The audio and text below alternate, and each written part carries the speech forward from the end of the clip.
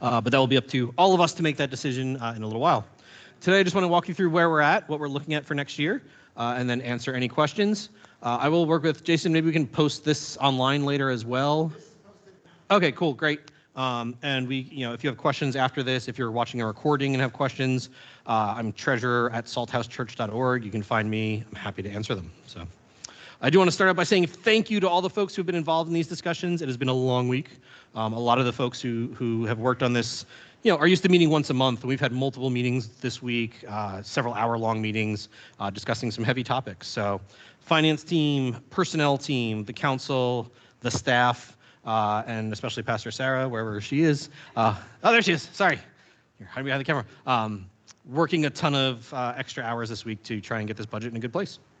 As we heard during the sermon, we are still tracking to about negative $57,000 by my last calculation, but still in that $50,000 to $60,000 range for the current year. We did get a very generous donation at the end of April, so thank you to whoever did that. And we are hoping we can still finish the year strong. So everything Pastor Sarah said in her sermon, I echo that. Please help if you're able.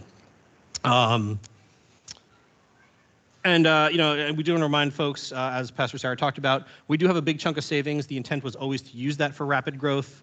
That's what we did this year. That's what we plan to do next year as well, though probably a little more conservatively. As the savings get smaller, we want to make sure it lasts as long as possible, and we are moving to a place where we don't have to rely on our savings. We can rely on our regular giving, and we're in a nice sustainable spot. So our current budget plan, at least the high-level summary, is up on the screens here. It's posted online. We do have physical sheets if anybody wants copies. They're on the front here. Yes, can I get you one? Could you hand a sheet back? Awesome, thank you. All right. Yes, Ellie, do you want a sheet? I have a question. What's your question? What is the word negative mean? Does that mean a good thing or a bad thing? Negative means we have spent more money than we have brought in. Now we're using our savings to cover that. It is a situation you don't want to be in for very long. Fortunately, we have savings to cover it. But we do want to get out of a place where we bring in as much money as we're spending or more so that we don't have to rely on that savings and we can use it for other things. Thanks, Dad. You're welcome, kiddo. All right. So FY24 budget. We are, as I said, going to continue to use our savings to invest, though a bit more conservatively next year as we don't want to burn through it all. We prioritize supporting our staff and our programs. Our staff is amazing. We want to make sure they're taken care of. That's not to say we're not going to take care of anything else. Things are going to continue on as they have been. But we really want to make sure we're focused on those. Next year, we are likely to have a loss. Now, I'd like to be proven wrong on this. If giving explodes, awesome. I'll buy everybody ice cream or something. But at this point, we are projecting a loss for next year of about $30,000 based on everything I'll go through here, based on where we think giving will be at, expenses, and all that. So I just want to make everybody aware of that. It is a conscious thing, and then we will work through next year to, in the subsequent year, then hopefully get back to even or reduce that loss even further. So we'll go through income and expenses and then talk about kind of how we got to some of these numbers and where the discussions are at. So first of all, income projections for next year. This year, the budget, and these are the annual numbers, I think about them in monthly terms. We budgeted about $38,500 per month in giving that we would have liked to bring in. We're closer to about $32,500 a month so far this year. So below where we budgeted. So for next year, what we did is we took the actual giving average, that $32,500 number, and added 15% and set that as a goal for giving next year. So we do still want to set a goal of increasing giving. Again, I challenge us all to blow that away. But we did want to be a little more conservative in how or what our goal is, mostly to inform our spending and how much of a deficit or positive that we would have. So the target giving is $36,200 a month for next year. If you're curious, $39,800 would be break even. So there's still a good gap there between what our monthly goal is and then where break even is. Again, if we can close that gap, if we can beat it, I'll be a happy guy. So we do get grant income. This year we have 2 grants, the Grace Grant and a New Church Grant. The New Church Grant is ending, so we will not have that anymore. We are reapplying for the Grace Grant. Catherine is working on that now. If we get the same amount, it'll be about $12,000 for the year, $1,000 a month. So we are assuming at this point we will get similar to next year or last year. we'll see how that goes. And we are increasing our rent. We have several folks who rent different rooms and facilities here. We are increasing those rents, modest amounts in line with other rental increases. We don't think anything too crazy. However, our rental agreements do go September to September right now. So current levels will be maintained for the next 3 months, and then we'll see how the negotiations go with our renters. Hopefully everybody will sign. They have in previous years, well, we expect, so the rental income is based on what we expect to come in based on the new rental amounts. And finally, we are not changing our parsonage rental. We don't really adjust that, but that is additional income that will come in. And so that's our expected income for next year. So questions on that? 1 second, I'm just going. All right, and Jason, let me know if there's any online questions as well. Yes. So I'll repeat it if you just ask me. So you said the Grace Grant, you guys are not factoring into your budget.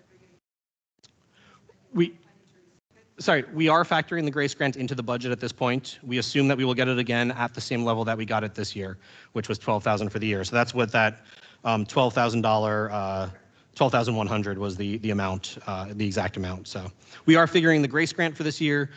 We would like to get more grants this next year. We don't have any lined up at this point. If you'd like to help with that, again, we'd love to help you, have folks help find and write grant proposals for us. So, but that's the only one we have planned at this point. So, yeah. I'm not sure the history behind that. I'm told it's currently rented to, I believe, a lower income family. We don't want to give any extra burden for them. One thing I was going to talk about later, we're actually looking at what to do with the parsonage in the long term. Many of us would like to sell that piece of land, similar like we did for New Bethlehem, to bring in more services to serve the community. That building will need significant maintenance in the next couple of years, and long term, we're not sure really we want to be landlords for the long term. So ideally, we would look at, in fact, there's a rezoning going on right now in the city of Kirkland to rezone that land for purposes that would help serve our community. Once that's done, the discussion needs to happen and we as a community need to vote, but most of us, and the plan has been to then sell that piece of land and use it for something else. Yeah. I don't know. I can find out for you though. So. Oh, I was just going to say, Yeah, Ann. I've been on church council in the past, and I think if we were going to increase the rent, we would need to spend a lot of money to bring it, right? Is that kind of the thought? I remember we didn't raise when the construction was happening because we're like, sorry, and then then it was a decision around like there's a lot of work that could be done there, and so we just felt better not asking. Yeah. So sorry, for the folks online, the question was, why don't we raise the parsonage rental? Again, we're looking at what to do with that long term. We didn't raise it when there was construction. I think now that we're not sure what we want to do with it for the next year, we're just going to leave it as is. Yeah. Yeah. Yeah, 100%. I can find out a more detailed answer on the history, but like I said, our goal is to sell that piece of land because we don't want to be landlords long term, and go from there. So, 1 second, kiddo. Yeah.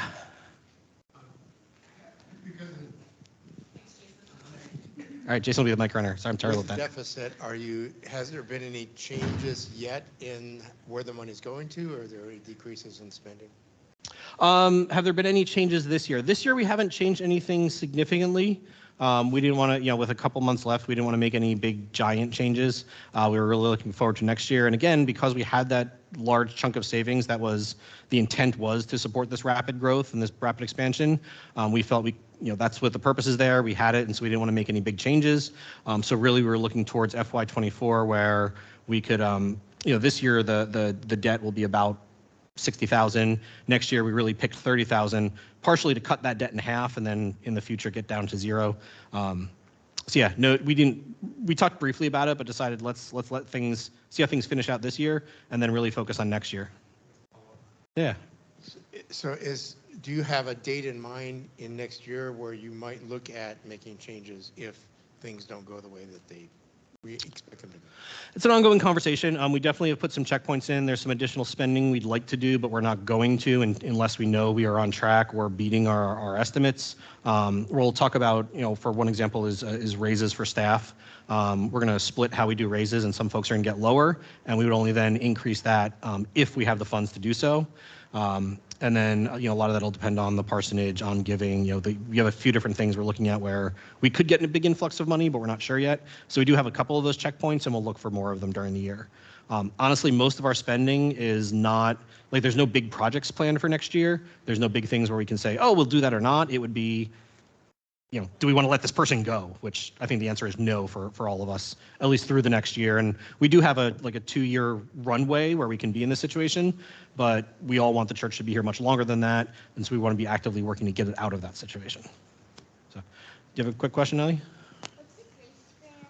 What's a grace grant? What's a grace grant? So grants are things people have money where they say, I want to give money to a certain cause. And you can apply to that and say, if you give us this money, here's what we'll do with it. And then they choose people to get it. The Grace Grant specifically was Grace Lutheran Church that closed in Bellevue a few years ago, and they set aside their assets to the local synod, and people can apply to that fund based on the kind of criteria they set for what they hope that money would be used for. So, yeah, so we've received $12,000 the last 2 years. This is the final year of the Grace Grant, and we're hoping that happens again. It's mainly fueling our engagement with homelessness. There you go. Cool. All right. Other questions on income? All right. So let's move on to expenses. So overall, most of our expenses are actually flat, or we're budgeting lower next year. Most of the budgeting is based on what we actually spent this year, and in several areas we budgeted higher than we've spent, so we've adjusted those numbers down. There's only 3 places, and you can see this in column, the second to last column there kind of shows, the very last percentage column here. I can go here. This column here shows the percent differences between what we budgeted this year and our FY23 forecast. And there's really only 3 places where we're seeing increased spending. One is in our office, and this is because we outsourced bookkeeping this year. So that's really savings from staff, increased the office budget. But overall, the dollar-wise, we are way down. The staff, last year we budgeted a staff person at about $2,200 a month for bookkeeping services. In actuality, this year, our biggest month was $1,300, and we're now down in kind of the 5 to 7 range. So our bookkeeping outsourcing has saved us a good bit of cash, but that just comes out of a different line item. So that's why office is up. Area number 2 is our children and youth group. We want to keep investing in them. This year we started Spark and Yash with no budget. And so this year we're applying a budget to be able to support those programs officially. And so that went up as well. It's about $1,500 increase. The percentage looks much bigger, but in actuality it's about $1,500. Everything else is pretty much down across the board slightly or even, except staff. So staff is the big one we talk about because staff are our biggest assets and our biggest area of spending. And this was a very challenging discussion this year. The economy being what it is, we hear stories of some companies not giving raises this year. The cost of living increase this year officially is 8.7%, which is very high. And so there's been a lot of concern of how do we support our staff, how do we support them as those raises while supporting the financial needs of our church. So thank you to Personnel Committee, especially. They were big advocates for the staff and how do we get them their COLA increases. The finance team very much focused on how do we do overall how to keep the finances of the church and the loss minimal. Lots of great discussion this week, and we think we found a good compromise for everybody. So again, thank you to all of them. So the approach we're taking this year with staff, for our hourly employees, we're going to give them we'd like to give them a full COLA increase of 8.7% to support the increased cost of living in the area. And then and that's Sherry, our church manager, about 25 hours a week. Yep. I'll try to do this off the top of my head. Rachel, who's 12 hours a week as our children's ministry person. Zach, who's carrying on in certain ways, but with reduced hours with what we have him doing. Yep. And Clay, who's our grounds person. Yep. Yep. So those are Yep. So it's Sherry, Zach, and Clay are the ones who get COLA increases. Rachel, we're doing a little different, or we'd like to propose a little different. One of the new things we'd want to do to support Yash and Spark, or to support Yash, is to bring on a leader for that group twice a month, 6 hours a month. And market rate, thanks to Kristen and research, is $23 or $23.50 about an hour for a similar position. So we'd like to bring in a person at 6 hours a month at $23 an hour to support Yash. And of course, we would not want our other youth leader making less than that. And so we'd like to bring her up to $23 an hour market rate as well. So that's about a 14% increase, I believe was the math there. So a little higher for Rachel to just bring her up to market rate, bring in that new leader at 6 hours a month, which is a pretty small expense for Yash leadership. And so, yeah, hourly employees at COLA increases, Rachel and the staff leader market rate. And then for our salaried employees, who are proportionally our much bigger expense, we're going to start out at a 3% raise this year. With the intent of, if we do get an influx of money, we're talking about selling the parsonage, if giving is higher, they would be a priority to make up that difference for them this year. But really those, because of the staff is such a high proportion of our spending, and particularly the salaried employees, those are the numbers where when we adjust them, make a significant difference. And that's Pastor Ryan, Pastor Ryan, Sarah, and Jason. So, again, this was a really difficult conversation. Personnel, finance, myself, Pastor Sarah, President Sarah, Yuri, we all met a bunch this week to figure out what's a good compromise for everybody to take care of our staff, and while recognizing our financial situation and the overall financial situation. So, the goal of all this was to keep our loss to about $30,000 or less. And this is a number primarily, I think, driven from the finance team, but discussed a lot for a couple reasons. One, this year, again, we were projecting about $60,000, so this would be about half that, which we felt was a really good milestone. Looking at our overall savings, at the time it was a little higher, but right now it's about $260,000. So it's a little more than 10% of our overall savings. And then if you look at, we like to keep a 3-month buffer in the bank. So if you take, which is about $50,000 a month, if you take that out of our savings, that leaves us with about $110,000, and $30,000 is between a third and a quarter of that. So it was the number where we felt comfortable saying we can take this loss, use savings to pay it. It does show an improvement over this year, and then sets us up for future success. And so plugging all the numbers, we ended up with a projection just over $30,000, I believe, which, these are budgets. We're kind of guessing it next year, so that was about as close as we could get. So I know that's a lot of information. Questions on that? That's a whole bunch of information at once. I'm happy to repeat anything or answer questions. Yes. So I just say thank you to everybody who's been involved Indeed. with this, because it's necessary and important, and it's who we are. But I would like to say that in my heart, I feel like we have something so special here, and a whole lot of prayer, a whole lot of needs would be answered by just getting more people in our seats. So just across our organization, sharing with others, and just inviting them to be part of this could really fix a lot of things and allow us to do God's work even better than we do. Amen. Yep, absolutely. Again, this was not easy discussions this week. It's never easy to talk about how far behind we are. Are we going to be negative next year? How do we support people properly? But I think we've landed in a pretty good spot. The discussion will continue. Council's going to meet tomorrow night. We still have a month to vote on it. If there are other questions or people have ideas. Now, one of the key parts of this is we do want to, and over the next year, be very intentional about giving, about where we're at, and talk about things like how do we grow membership? How do we grow our giving? What else can we do? So membership drives, a fundraising committee, pledge drives.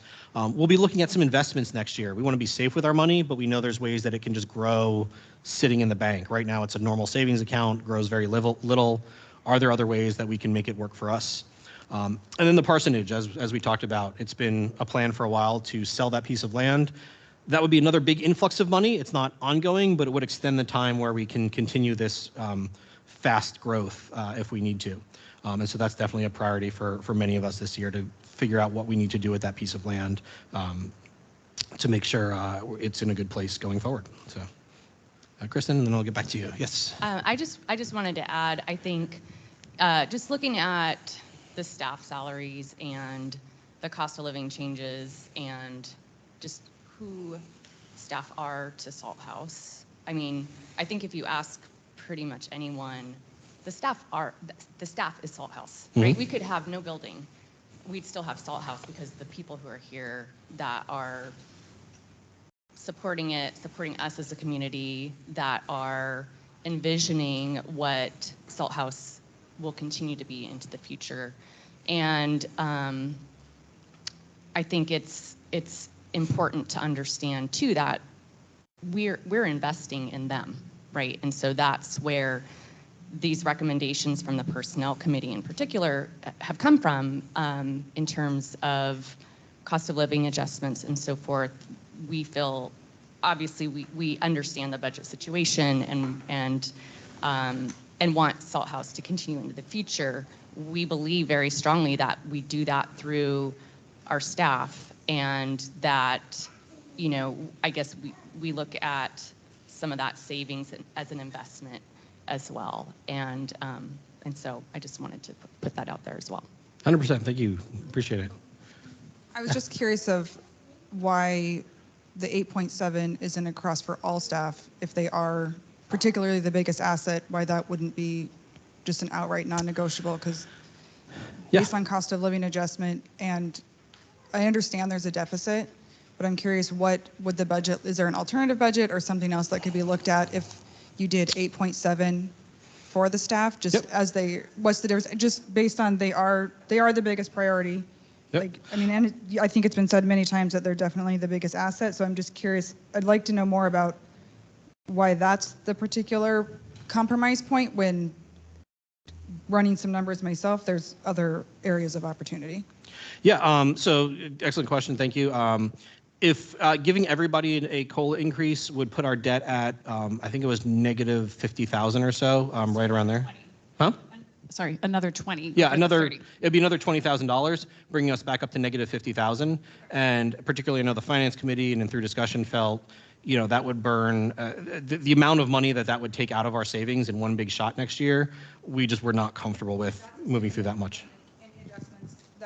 That 50,000 is assuming that you make 0 adjustments to income levels and 0 adjustments to the budgets for ministry programs. Correct. Everything else there, I mean, you know, I'm happy to go through with a comb with you if you like. No, I'm curious. There's not much else we can cut without, like, hey, we don't do online streaming, right? Hey, we don't have. No, I understand. Trust Yeah. me, I totally empathize No, I with the appreciate whole it. budgeting process. I'm just, everything in the ministry programs is over a 10%. I mean, the lowest one is a 14% increase. I understand they're very low numbers, but proportionally, they are all at least 1.5 times what the COLA increases are. Right. If you look at the raw numbers, though, and I realize I should have put the raw numbers on here as well. You know, the delta between the years is fairly small, not nearly $20,000. Yeah. And so, you know, if we can, you know, we also talked about, is the estimate for giving next year correct? Do we think we'll bring in Sure. 36.2? Will it be higher or lower? I'm just wondering if there's if there's a way to reconsider the budget with an 8.7 non-negotiable for all staff, because it doesn't make sense to me why hourly are being treated differently than salaried if salaried are the most important, not the most, but if they're the leaders of the organization, and in particular you have, especially, I know not any secret, like 2 of them live together, right? So that seems, it seems off. There seems like a big gap there with. We are absolutely asking our biggest leaders to take less this year than the rest of the hourly employees. But I'm suggesting to you that you don't ask them, you just make it a non-negotiable that 8.7 goes across the board. I understand. At that point, then the question is, are we comfortable with a much higher deficit next year? We did not really see, and we've gone through these numbers, significant savings anywhere else. It really comes down to that. At that point, we would have to make significant cuts to, well, we would be cutting out like kind of core things of what we do here, and that doesn't really move the needle that much, right? 500 here, 500 there really doesn't. It's really with our salaried employees where the needle swings to any significant amount. So it really comes down to that. With your leadership, that's where I'm seeing the gap. If the needle's going to swing anywhere, if it's swinging at all with leadership, that seems very impactful. I mean, it is very impactful. I 100% admit that. And like I said, I would like to give everybody a full COLA account. We're also taking into account just kind of where the economy is. Like I said before, operations are giving no increases this year. Microsoft just announced no merit increases this year. So we were trying to do. Microsoft to compare Microsoft employees to church leadership doesn't seem like an apples to apples comparison. I'm just giving examples, right? I think Sure. right now the financial situation globally is difficult. Yeah, if we as a congregation want to say, hey, instead of a $30,000 debt next year, we're okay with a $55,000 debt next year.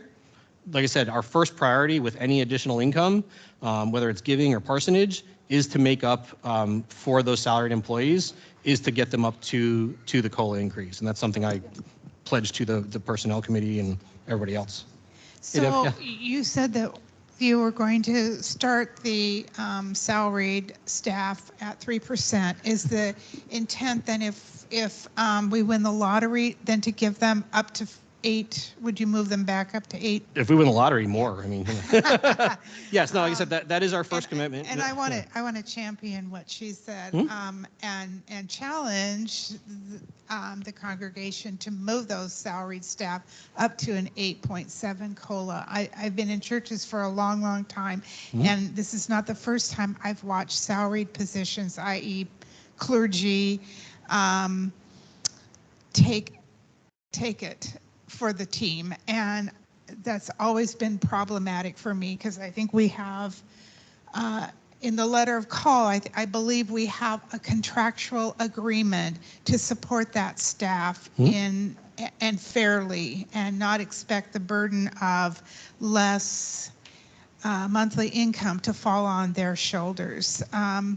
So for what it's worth, I appreciate the staff so much, and I would like to see them adequately compensated. So 100% with you. Thank you for listening. No, thank you for adding your voice, and I hear you. I hear all of you. Kristen from our personnel committee. The personnel committee is very steadfast in it. Like I said, from the discussion between personnel, finance, council, pastors, this was the best compromise that we could come up with. I'm happy if you want to go over in detail the budget items, if anybody has questions about them. If you have alternate suggestions, at this point, it would be increasing the debt, increasing our estimated loss next year. Like I said, we just did not see any other significant savings anywhere else other than, we don't want to get rid of any staff members. We did look at, could we, what if we gave everybody an even raise next year, and it would only be, I think, 4% at that point.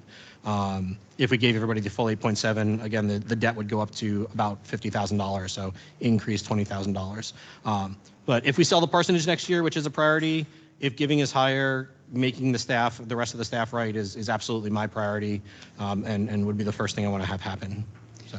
And this has been the conversation, right? Personnel recommend 8.7 across the board, and finance recommending no more than $30,000 projected deficit for next year. So like this has been the conversation. I appreciate people weighing in, and this has been my question. Like, what do our people? Like, we obviously as leaders represent our people, especially our council, and then our committees on behalf of them. But if there are others that want to weigh in, I mean, this is the decision really of our budget. It's like, do we take on 20,000 more projected debt or not? And so, what, you don't think it's 20,000? Do you have more to say about that, or? I'm happy. I mean, I've got a spreadsheet. We can sit down and go over it if you like. You're only changing one factor. Sure. There's a lot of other things to consider. If you do sell the property, that's a huge piece. Yes, absolutely. Also, there's programs in ministry. I'm curious about how the other income and other expenses, where that, I'm just curious to learn more about those in particular. I'm sure you'll get there, and I realize I'm asking a lot of questions. No, I And appreciate it. also, It's great. I'm curious if the personnel said across the board 8.7, where the finance team got to the 30,000, just based on, standards for nonprofits in particular are 3 to 6 months of operating funds. And if savings are 260,000 and you plan on selling a large property, or do you guys have estimates of what the sell of that property would net?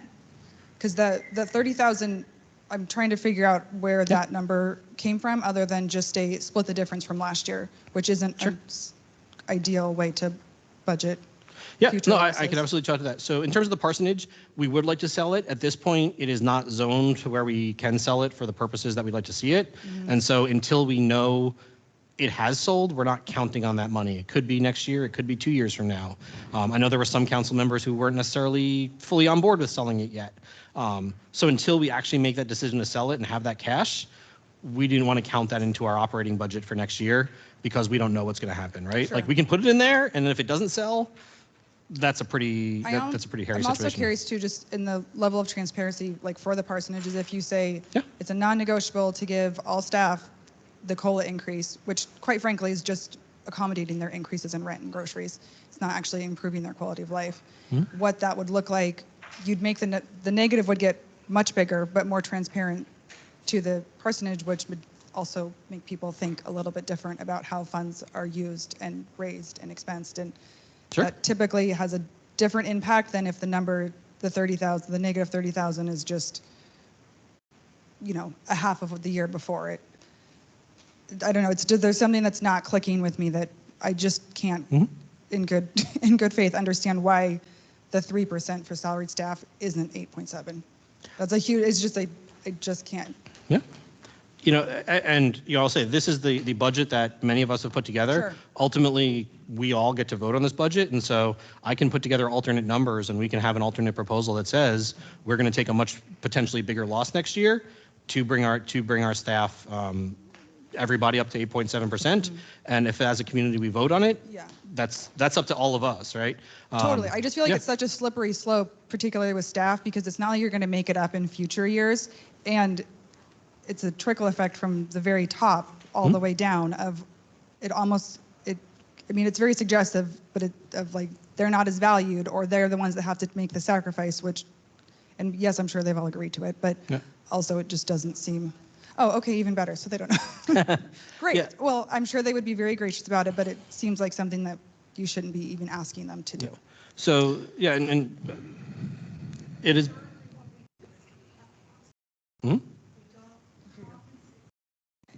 I believe this is. Historically in congregations, we cut the pastor's salary. I was a church secretary at one time when the pastor of the congregation said, "Don't pay me this month. We can't afford to pay me."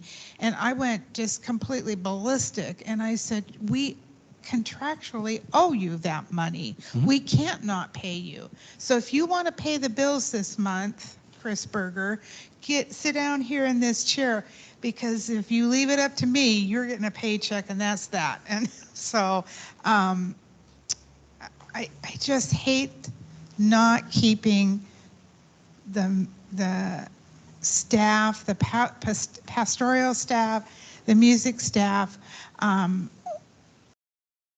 at equal compensation. And so that's just my thought. Never mind. I hear you. And like I said, I appreciate both of you bringing this up. Like I said, it was some very difficult conversations. It ultimately comes down to this, right? So again, 260,000 in the giving savings, 150,000 for 3 months buffer leaves us about 110,000. If we go into next year with a $50,000 debt, that's 2 years of running and then we're out of savings, right? At 30,000, it's 3.5 years. That's with no changes to income, though. That's making some grand assumptions about nothing changes for 2 years with the money that you bring in or the money that goes out, which just based on looking at just last year, that's not as realistic. Well, last year, remember, we missed our budget by, we're missing our budget from last year. So we're already proposing, we are proposing an increase over what we got this year. But we also, I don't want to have a second year where we misestimate what our income is. Yeah, but you also don't want to end up with burnout pastors. There's a huge, especially if, I'm obviously, as you know, I've said it now a million times. No, I appreciate it. It's great. That 8.7 should be an absolute non-negotiable. I did not expect this much level of discussion, so this is awesome. I really appreciate it. Oh, I love talking it's about awesome. this, but I'd love, if you want to come, chat at a different time and go over stuff in general. If you've got, detailed suggestions on how you'd like to see things change, I would absolutely love to hear it. So, no, I'm happy to help with that too. I'm just curious of why that is even on the table. That is it ultimately comes down to how much are we willing to go into the year, what loss are we, what estimated loss are we okay with going into next year, and to hit that number, what do we need to adjust? And we could, I could add more to the giving budget. That doesn't mean we're going to make it, right? In fact, this year we didn't, so I'm hesitant to add more there. So assuming that we really can't change income at all we can do is change expenses. And again, the biggest expense by far is our salaried employees. Like, we can trim a little bit here, a little bit there, but it's not going to have any significant movement on that loss. And there's. I mean, arguably, that's ultimately what it comes down to. I'm curious though, just quantity of staff, if particularly with hourly staff, if and of that 465,000, what percentage is hourly versus what percentage? I know you gave numbers of like there's 4 hourly and 3, but of that 465,000, what percentage is hourly? If you versus... give me a second, I can probably. Oh no, take your time. Yeah, I can probably actually find that number for you.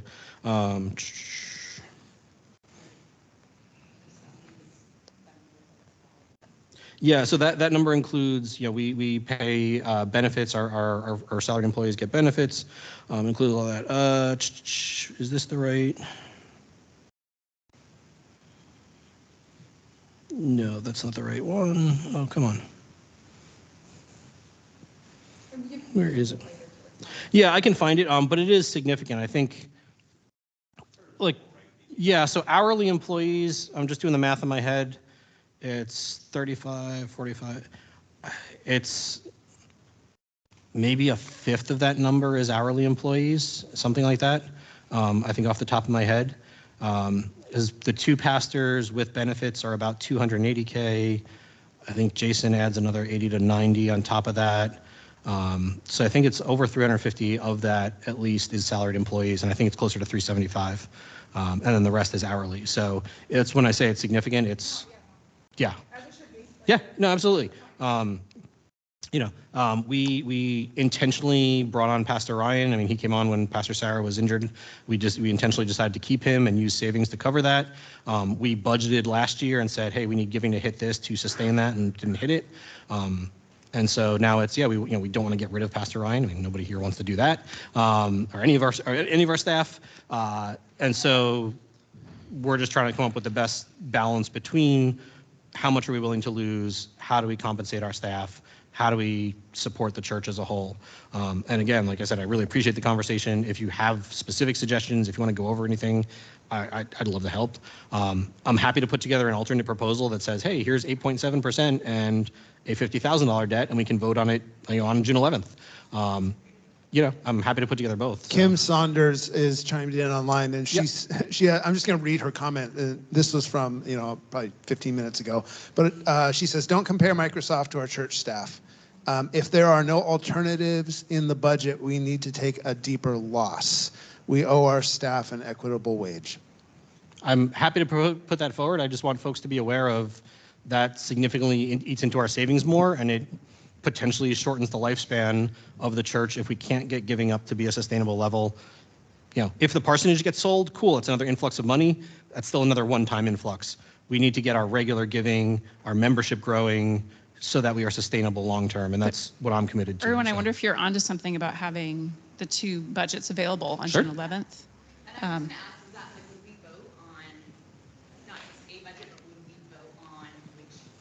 I don't see why we couldn't, but we'll check the Constitution to be sure.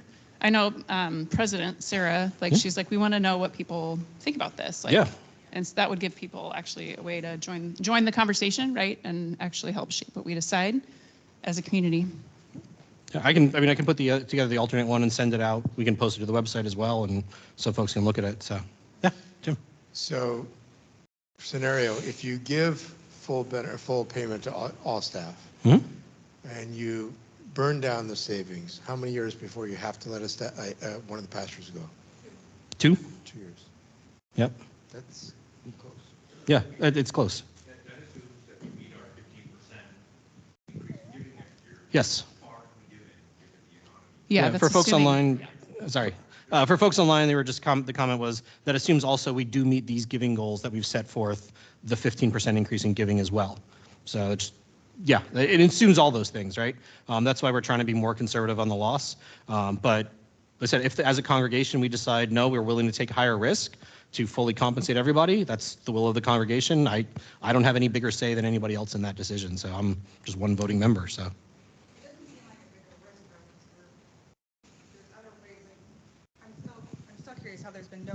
still curious how there's been no rental increase on the property, even if that's just increased with the COLA percentage. I mean, that'd be a very standard way. I mean, I realize it's not going to be a gazillion dollars, but even if you just did 8.7, which also grows exponentially, because if you don't increase it, you lose that amount each year, which is same thing for staff, right? If you choose not to do it, if you don't do it, you lose it. There's no way to play catch up without doing a grand increase, which would be an even harder thing. But to say taking a bigger risk of a loss doesn't quite translate, because you have no capital projects planned. You have a huge asset that you're trying to sell. You have over 110,000, which is more than what your minimum operating balance is. I mean, the deltas here don't seem risky at all. I mean, to like plan for 1 year, I understand that you're not hitting your income goals, but there's a lot of other factors in here than just the $20,000 additional that would go to staff. Again, I hear you. I think we are looking at the 2 to 3 year term, and the more conservative, like the people who put together the budget, myself included, are taking it, because this year was such a miss. We're taking a more conservative look at the 2 to 3 year plan than maybe we have in the past, and that's why we're trying to keep things more conservative. I'm happy to put together the other numbers, and again, leave it up to the congregation to decide how much risk are we willing to take on as a congregation with our savings, with giving, the potential increase in giving. Hopefully the parsonage sells. Hopefully we can sell it, and it does sell in a short amount of time. If all that happens, great. We're in fine, and we can, there's nothing that says we can't give folks a raise or a bonus halfway through the year if those things happen. Again, I'm committed to, as soon as we can, making it up to those folks. But the folks who put together this budget, myself included, did take a more conservative approach. Happy to put together one that gives everybody a full 8.7 increase and leave it up to the congregation to decide, because again, I'm just one person, so happy to put those together. Those numbers are easy to put together, so yeah. Thank you, everyone. As someone who's not great with finance, if you did put together like an alternate budget like that, would it be possible to somehow help us as members and attenders understand and maybe this already is there and Sure. on even now in this spreadsheet, but to help us understand how many of us are giving and how much would we need to increase? I have charts and graphs you would not believe.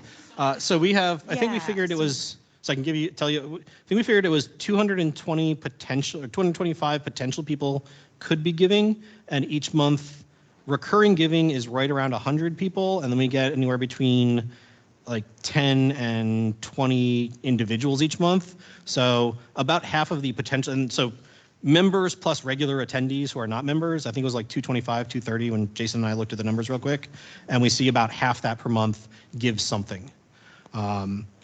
Every month we receive about $18,000 in recurring donations through Planning Center, so that's kind of regular what we see. Woo! And then in-person giving is highly variable, month to month, week to week.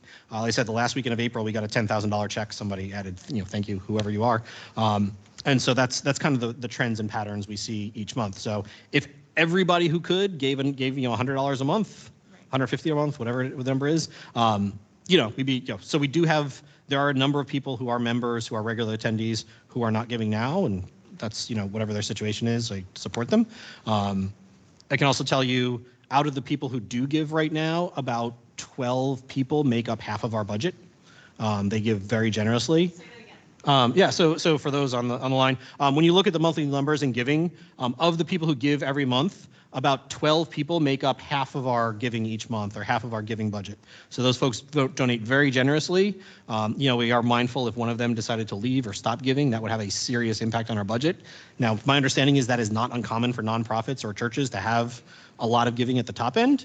But it's just interesting to dig into those numbers. And yeah, so that's kind of the high level. I have lots of details I can share. So. Thank you for sharing all of that. Absolutely. I think it's helpful. And I think for myself, in conjunction with Pastor Sarah's sermon today, it's just really helpful for me to start to be able to think more specifically about, it's like if I feel so overwhelmed of like, oh my gosh, we're so behind, like I can only do so much. But if I kind of understand, like, okay, there's this many of us, and what if we all could increase our giving by, you know, however, whatever percent. Like it's like my non-finance brain has no capacity to understand like what it would take kind of for all of us to come in on this together. And so, yeah, I think even starting to hear that about the number of givers, that's all helpful. Cause a tremendous amount of extra work for you, Irwin. But like if we would be helpful to look at like if all 225 people gave what amount it would equal the 30,000, right? Or whatever. I think it was $182 a month or something like that. Yeah, and then so I mean I think there's other ways to look at it, right? Where you can put it into perspective that is meaningful to a person versus a spreadsheet. Sure. I'm with you. It's really hard sometimes to equate what that spreadsheet means to me and my household. So I appreciate that feedback. I think this is, you know, the format here is what we've done previous years, and so that's just kind of what I went with. Like I said, I have lots of details in those answers. I also never know how many people are going to stick around or get this involved. But I love to talk about this stuff and dig into the numbers. And yeah, I'm happy to answer all of those. So I'm going to let you go and then I'll get back to you. So yeah. What's the average gift per week? The average gift per week, I don't know off the top of my head, but I can tell you. I know. I've got averages per month, and I've got like months across years, and so usually April and May are around $25,000 a month. Average gift per person giving. Per person, I'd have to calculate it for you. I can give me 5 minutes afterwards. I can tell you. So there's a lot of averages and numbers that I've been calculating and looking at trends, and are we trending up? Are we trending down? All sorts of things. Hmm?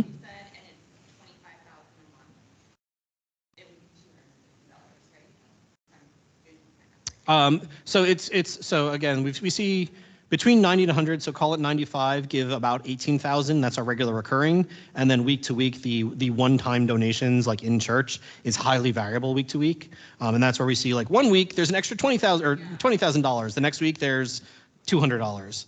And so that's where I can tell you about the regular recurring giving off the top of my head. The other numbers I'd have to look at, but I can get all those numbers for you. So it's not hard to do. So.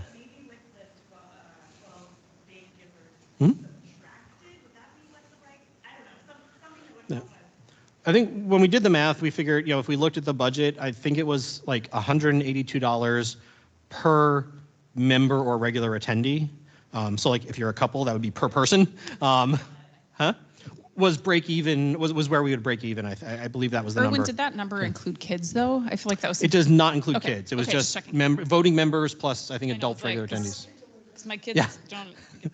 They don't get that big of an allowance. 10% of your allowance, you know. Oh, so they were asking, does that include kids? So I believe that number was members, which you do have to be an adult to be a member, as far as I know, as well as what we call regular attendees, so adults who attend regularly but have not yet become members. Per person. Yeah, I believe that was what it was. That was the break-even point, I believe. So I'd have to go back and check my math. With this fiscal year, which the giving is higher than we're proposing for next year. I believe that was where the number worked out. I also can go find that recalculate number those. really helpful. It's also tricky because our individual financial situations are so different. So Yeah. but still like having an idea of like, yeah, it's can tell both me of I'm wrong, those Jason. things, right?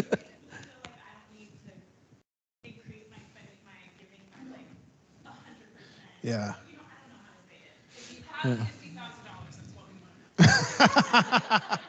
So Can we have your car? I love your question because what it does is different people understand the necessity of what's being asked in different ways. Yeah. Some people like need a narrative, like storytelling thing that like opens their heart up to that idea. Some people need to know what's my personal responsibility. Give me a number. And other people need to know what's the value of giving 10% if that's what is asked. You know, like they just need to like, just tell me the mark and I'll hit it. So people come at it from all these different ways, and knowing how to just communicate just cleanly about that is tricky. So I appreciate it. Yeah, so next year, as I said, I did calculate, so the break-even point next year with the budget we propose is $38,700 a month. So if you round up to 39,000 a month, yeah, if you round that to 39,000 a month, divide by 225, it's $173 per person per month to meet what we set forth for next year. For this year, I think that's where it bumps up to 182 because this year's giving budget is higher than next year's is currently planned for. So that's about the round numbers per person. There we go. So the 8.7 is what we were spending, not our giving budget, right? This is how much money we expect to take in. That's how much money. Oh, sorry, the break-even point. Yeah, the break-even point goes up to, I think it was 40. It was just over 40,000 a month, so it would go up even higher, 41 something. I'd have to. I've got my spreadsheet. I can pop it open after this and tell you the numbers. But yeah, that number does go up, and so giving would be, it'd probably be like 185, 190 a person. To break even on next year, assuming rent increases, assuming Grace Grant, all that. So, sorry, I know you had a question a while ago. So, I'm curious if there's a way to do. I liked your idea about doing two budgets, and just based on lots of things I've read, and Sarah can speak to this, that giving begets giving. So if you start out with that 8.7 across the board, which I realize it's like a broken record at this point, right? Sure. I keep saying it, but that's a very easy number to then translate to. I mean, if you just take that $20,000 additional divided by your 225 members, that's $88 a person. Okay, there you go. I would be inclined to say that if you broke those numbers out, I really, looking at the giant numbers seems very big, but like Jason was saying, with when you kind of do it in a different way or something more palatable towards the individual, Sure. I imagine everybody would say like, oh, $88, so that the pastors can get the same, just be able to pay groceries and rent. That seems palatable to then communicate. I think it's also hard to, a lot of times, these are numbers for a year, which sometimes is overwhelming to people, as opposed to doing something more like on a monthly basis or per person, like per member basis. And I had a couple other questions, but I won't. Sure. I can absolutely do that. I can write some of that up and post it to the website as well, so we don't have to wait till that next meeting. I know I tend to think monthly. I know different people think differently. I copied the format from last year and filled it out. But yeah, no, absolutely. I think that's a really great suggestion. Thank you. I know, like I said, I think monthly about things, so annual is like way too big, but monthly I can get my head around. Week to week is so variable. I kind of like, okay, that's too much, but monthly is a good, also because our monthly, I look at the numbers. So yeah, no, I can absolutely include that. I will say, then I get into questions of like, cool, we have like 225 potential givers. We only have about half that month who actually give that month. So we need, if it's the people currently giving, they all need to bump up by double that amount. And so there's a bunch of different numbers there. I think all that information's really good and provides a really interesting, transparent view of the percentages, which would, I think, be very meaningful to the membership of, oh, hey, there's 225 of you, only, right? Like those things are valuable, even if they look a little scary. The more transparent you can be, the better, and that's why I am all for that. I think we tend, with the budget updates, not many people usually show up, and they're usually like no questions, and so usually we tend to go a little higher level because we've seen in the past folks don't want to dig in that much. I am happy to, you can ask about the council meetings. I've got like 5 spreadsheets and charts and graphs, and let's talk about this for an hour. So yeah, absolutely happy to share that information. I can do a write-up for the website, so we don't have to wait until certainly the next, till we're voting, and get that information out there. And again, when I do post it, if you have further questions, treasurer@salthouse.org, salthousechurch.org, easy to find me. So, and I'm here, more Sundays than not. So, yeah, no, we can absolutely include that. I think that's great, and if it would help understand these numbers, see where we're at, whatever I can do to provide it. We don't really need you. Come on, I can turn off the computers. Yeah.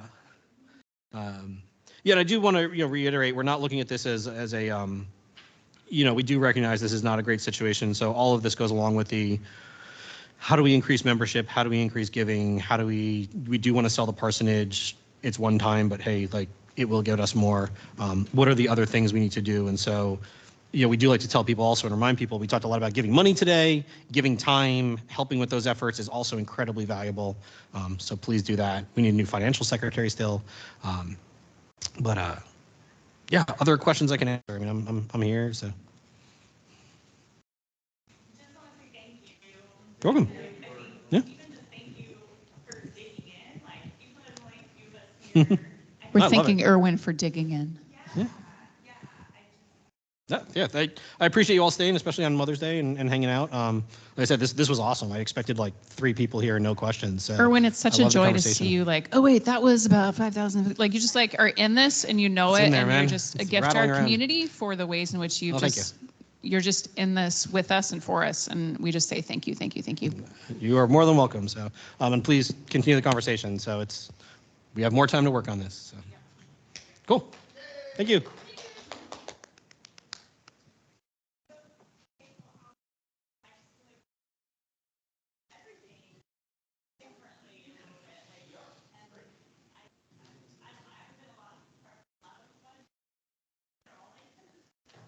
None of them are like this. None of them are like this. See, Greg, the previous treasurer, told me, he's like, it's easy, it's fine, you come, you report the numbers quarterly, everything is good. So this year we had a turnover in bookkeeping, we had bank fraud, we have a rough budget, like, so, he was supposed to be here today, I thought, or maybe next week. Yeah. But no, it's great, I'm happy to help. And